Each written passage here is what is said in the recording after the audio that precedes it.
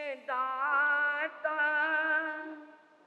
बहुत कुछ दिया है, मुझे तुमने दाता बहुत कुछ दिया है, तेरा शुक्रिया है, तेरा शुक्रिया है। लिया कुछ नहीं बस दिया ही दिया है, लिया कुछ नहीं बस दिया ही दिया है, तेरा शुक्रिया है, तेरा शुक्रिया है।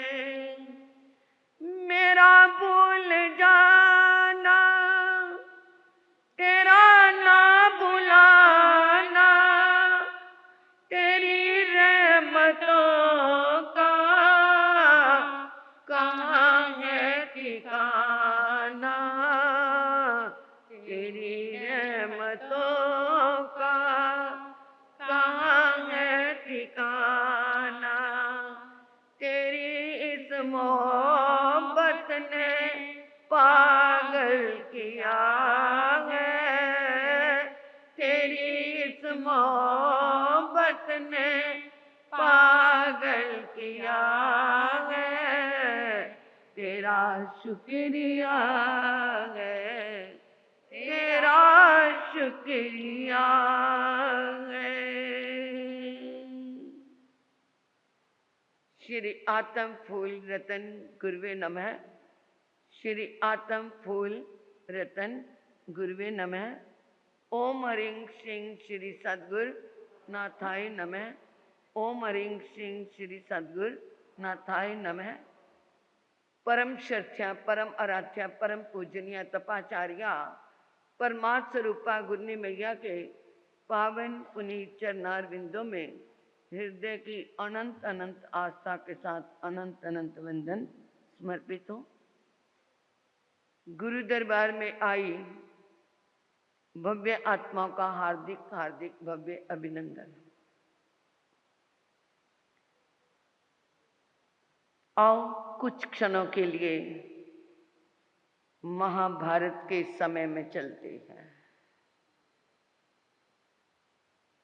युद्ध समाप्त हो चुका है, महाभारत का युद्ध समाप्त हो चुका है। अपने अपने दिशा की ओर सब लौट रहे हैं। कृष्ण भी अर्जुन को लेकर के रथ में वापस जा रहे थे। रास्ते में जंगल आ गया, भयानक जंगल, संध्या का समय,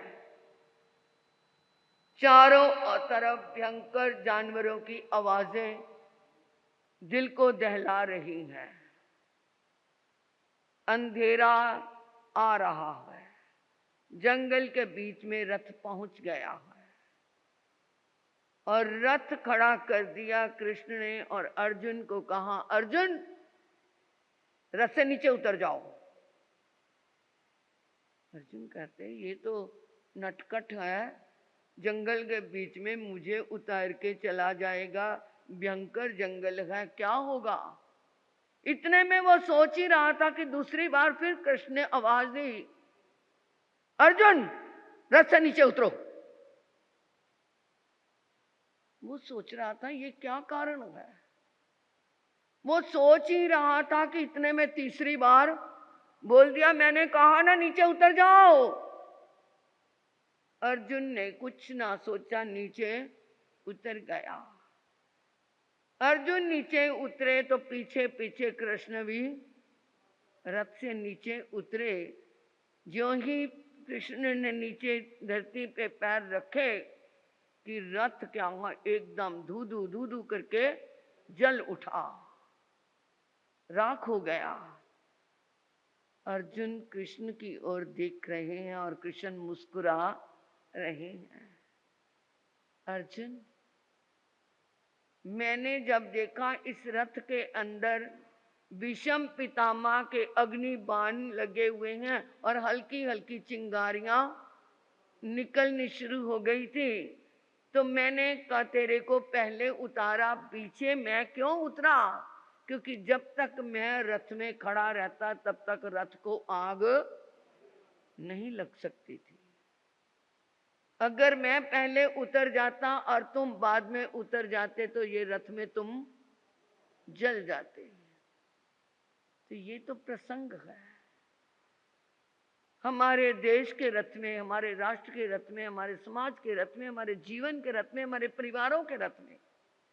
जब तक धर्म रूपी कृष्ण अवस्थित रहेंगे, जब तक हमारे जीवन के रथ में धर्म रहेगा, धर्म रूपी कृष्ण का क्या है वहां पे उपस्थिति रहेगी, तब तक इस जीवन के रथ को बाहर की दुनिया की आग सता नहीं सकेगी। तो ये भारतीय संस्कृति भी, जिसमें बड़े बड़े संतों के सहयोग हुए, तभी भारतीय संस्कृति क्या है, जीवित है। क्योंकि ये भारतीय संस्कृति ऋषि संस्कृति है। बड़े बड़े दिव्य पुरुष हुए, बड़े बड़े महापुरुष हुए, जिन्होंने इस संस्कृति को जीवन दान दिया। उसी में हमारे बाबा गुरु गणेशी लाल जी महाराज का नाम भी आता है, जिन्होंने अपना जीवन पूर्णतः तप में, त्याग में, जप में और साधना में लगाया हुआ था। एकदम simple living and high thinking, सादा जीवन, उच्च विचारों वाला क्या जीवन था। चातुर्मास सिकंदराबाद, प्लेग का रोग फैल गया। लाल बाजार के अंदर माता काली का मंदिर, आपने देखा होगा, हम तो गए नहीं। माता काली के मंदिर में क्या है, लोगों की क्या आ गई, धारणा आ गई कि ये माता काली क्या हो गई है, हमारे से नाराज हो गई है, उसी का प्रकोप है जिसके कारण ये प्लेग का रोग फैला है। तो इसको प्रसन्न करने के लिए क्या करना है, बलि चढ़ानी है। तरह तरह की बलियां चढ़ने लगी। गुरु गणेशी लाल जी के कानों में आवाज पहुंची कि वहां बलि चल रही है। दुखी हो गए, क्योंकि संत का हृदय क्या होता है, करुणामय होता है। उन्होंने सभा के अंदर उद्घोष किया, ए अहिंसा धर्म के प्यारे सेवकों, क्या हो रहा है इस सिकंदराबाद में? उठो, इस हिंसा को क्या करवाओ, बंद करवाओ। सब जानते थे ये क्या है, अन्याय और क्या हो रहा है, बहुत बड़ा अपराध हो रहा है, परंतु किसी ने भी उठ के उसका मुकाबला करने की, सामना करने की हिम्मत नहीं की। अगर तुम नहीं जाओगे तो ये गुरु गणेशी क्या है, ये गणेशी लाल वहां पर जाएगा। अभी आपने मुक्ता जी महाराज से सुना भी, वो बेंगलोर के क्या है, अन्नराज जी सांखला, वो आए हुए थे वहां पर। उन्होंने कहा गुरुदेव हम जाएंगे। एक उठा तो सभी, पहले शुरुआत करने वाला चाहिए, एक उठा तो सभी उठने शुरू हो गए। पूरा समूह लेकर के वो माता के मंदिर में पहुंच गए।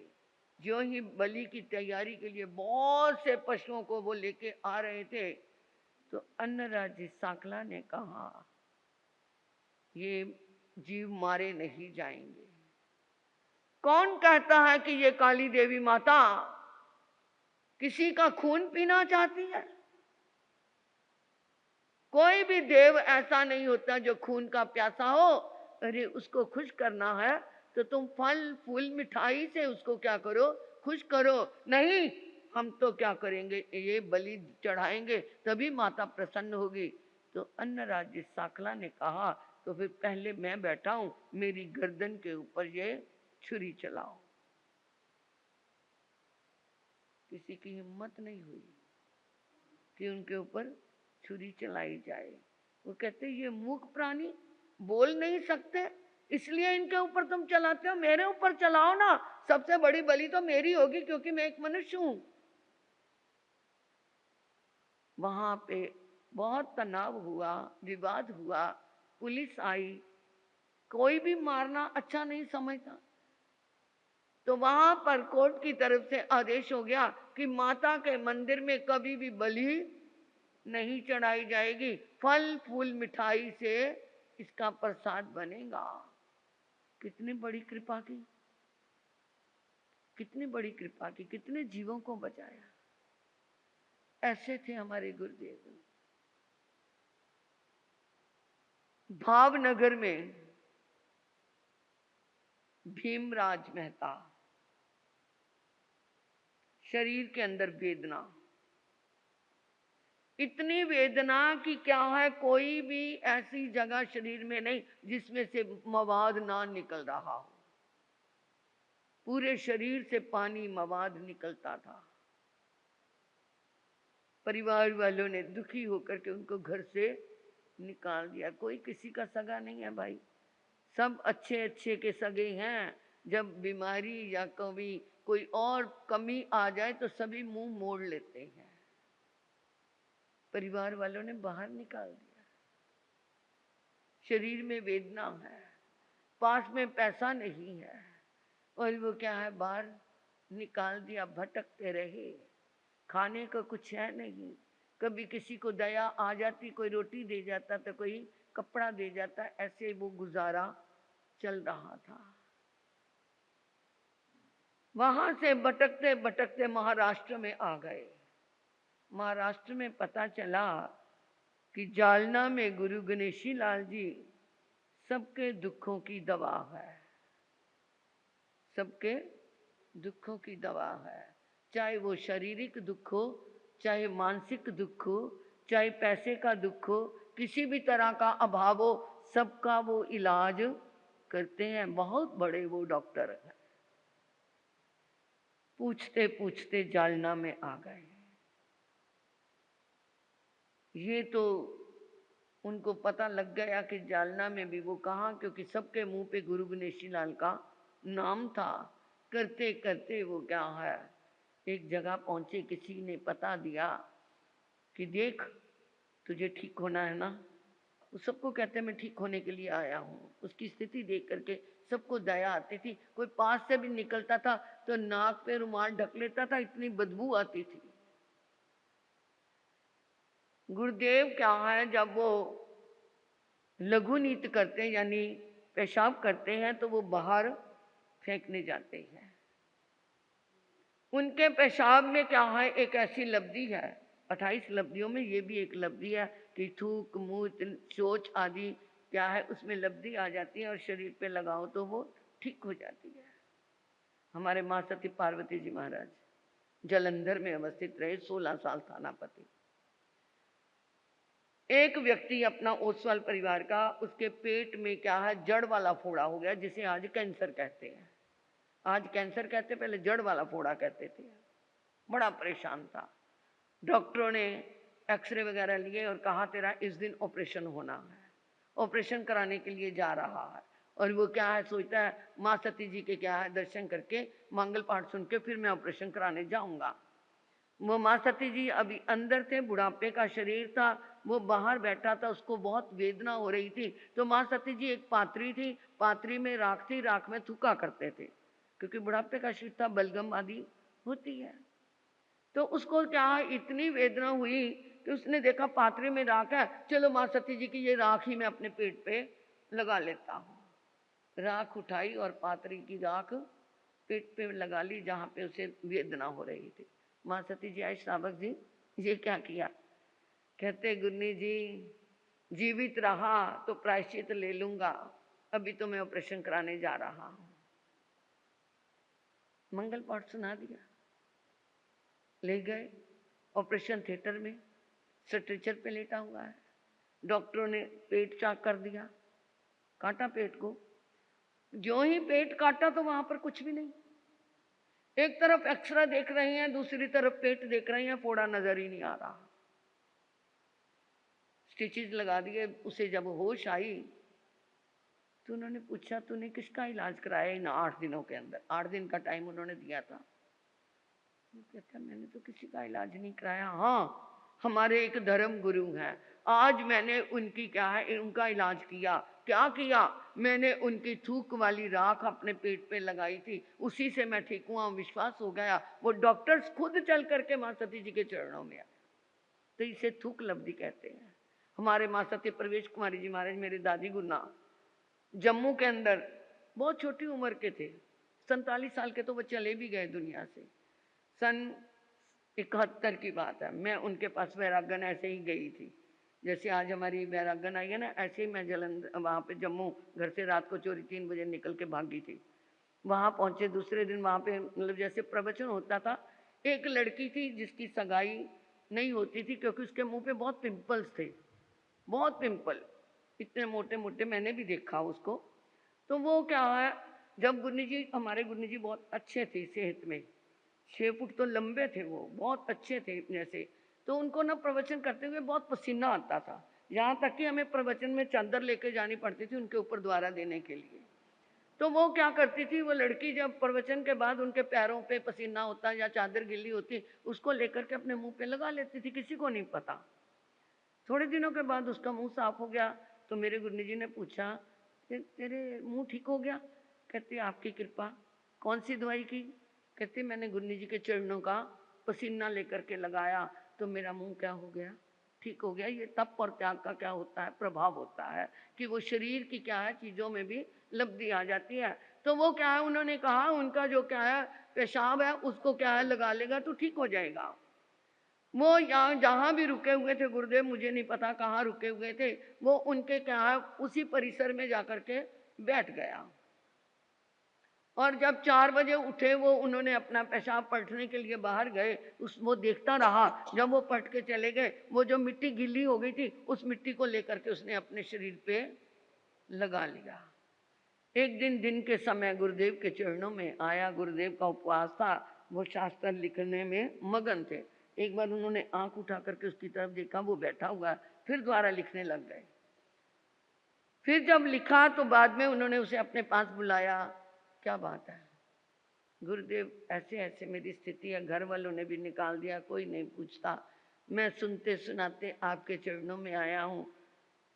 पहले से मेरे वेदना तो नहीं है, परंतु ये घाव नहीं भर। उनके पास ही यही दवाई थी, किसी को 5, किसी को 2.5, किसी को कुछ 28 कर लेता हूँ। उन्हीं के चरणों में रह करके 8 उपवास किए और रोज वो पेशाब की मिट्टी शरीर पे लगाता रहा। ऐसा सुंदर शरीर बन गया, इतना कंचन वर्णी शरीर बन गया कि कोई पहचान ही नहीं सकता था कि ये वही भीमराज है। फिर उन्होंने कहा जाओ अब अपने भावनगर जाओ। भावनगर घर गया, पहचाना नहीं किसी ने नहीं पहचाना। उसने कहा ये गुरुदेव की क्या है कृपा हुई, मैं तुम्हारा वही परिवार का मेंबर भीमराज हूँ। बहुत प्यार से रहे, वो सारे परिवार को लेकर के गुरुदेव के चरणों में आया।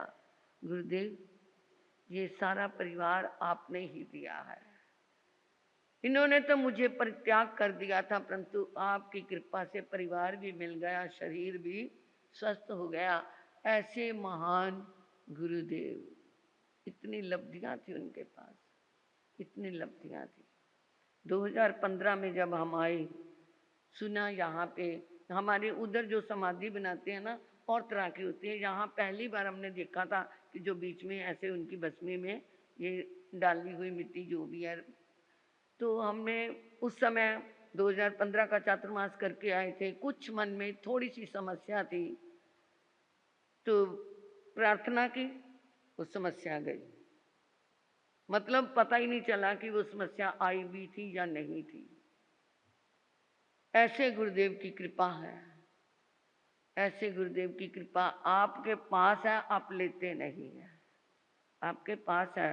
हम तो बाहर से चल के आकर के ले लेते हैं। और आप वो कहते हैं ना, nearest the church farthest the God, जो चर्च के नज़दीक रहता है वो परमात्मा से दूर रहता है।